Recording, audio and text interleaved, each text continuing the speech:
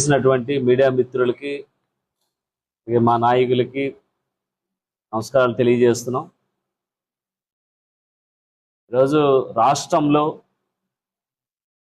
మతాలను అడ్డం పెట్టుకొని ఘర్షణలకు వైసీపీ పార్టీ కుట్ర చేస్తుందనే ఈరోజు మీ అందరికీ తెలియజేయాలి.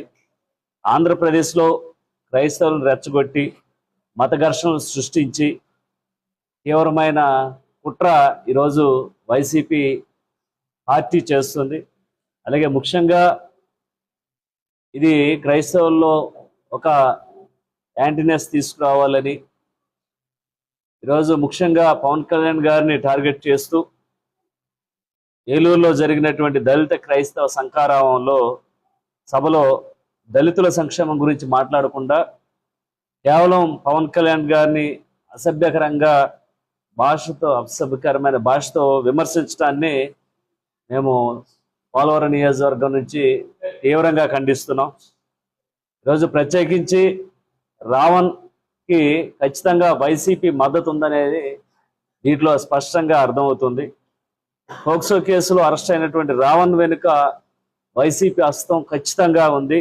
అతనికి వైసీపీ మీడియా ద్వారాగా న్యాయం జరుగుతుందనేది మేము స్పష్టంగా తెలియజేస్తున్నాం.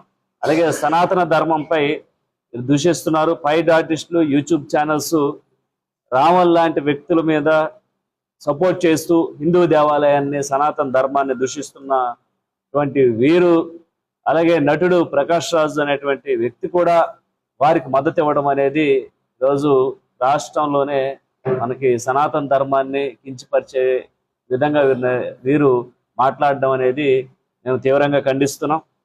అలాగే జడా శ్రావణ్ను ఈరోజు అతనికి సపోర్ట్ చేస్తూ అతను మాట్లాడిన మాటలని సపోర్ట్ చేస్తున్నటువంటి వ్యక్తుల్ని మేము సూటిగా ప్రశ్నలు వేస్తున్నాం.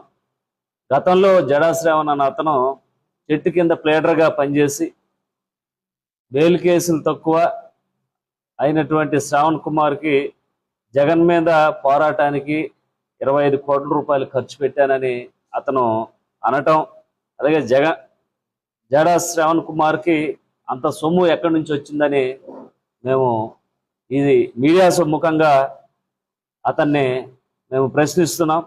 అలాగే అవినీతి కేసుల భయంతో ఈరోజు కేవలం అతను జడ్జి పదవి నుంచి రిజైన్ చేసి బయటకు వచ్చాడని మేము భావిస్తున్నాం. అలాగే ముఖ్యంగా ఈరోజు సుగాలి ప్రీతి తల్లి గారి విషయంలో చూస్తే ఎంత మోసం జరిగిందో మీ అందరికీ తెలుసు.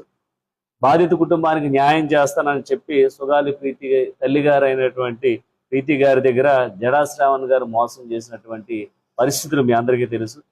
ఇలాగా ఈరోజు ఏదైతే ఆంధ్రప్రదేశ్లో క్రైస్తవులు రెచ్చగొట్టి మత ఘర్షణలు రేపేందుకు అంతర్జాతీయటువంటి ఫండింగ్ ఎవరికి అందుతుందో అనేక కోణాల్లో కూడా విచారణ చేయాల్సిన ఆవశ్యకత ఈరోజు రాష్ట్రంలో ఏర్పడింది. మతాలని వారి యొక్క ఏదైతే సనాతన ధర్మాన్ని ఈరోజు ప్రజల్లోకి వ్యతిరేకంగా తీసుకొస్తూ అటు క్రిస్టియానిటీని ఇటు హిందువులని ఇద్దరికి మత ఘర్షణలు రేపే విధంగా ఈరోజు దళిత క్రైస్తవులు అనేటువంటి పేరుతో గత వారం రోజుల నుంచి కూడా పవన్ కళ్యాణ్ గారిని టార్గెట్ చేస్తూ జనసేన పార్టీని టార్గెట్ చేస్తున్నటువంటి ఈ కార్యక్రమాలని ప్రజలందరూ కూడా గుర్తించాలి. ఇలాంటి వారికి ఖచ్చితంగా ఇలాంటి ఏదైతే మత విద్వేషాలు రెచ్చగొట్టేటువంటి వ్యక్తులకి ఖచ్చితంగా వైసీపీ పార్టీ అండదండలు పుష్కలంగా ఉన్నాయని మేము తెలియజేస్తున్నాం. అలాగే ప్రజలందరూ కూడా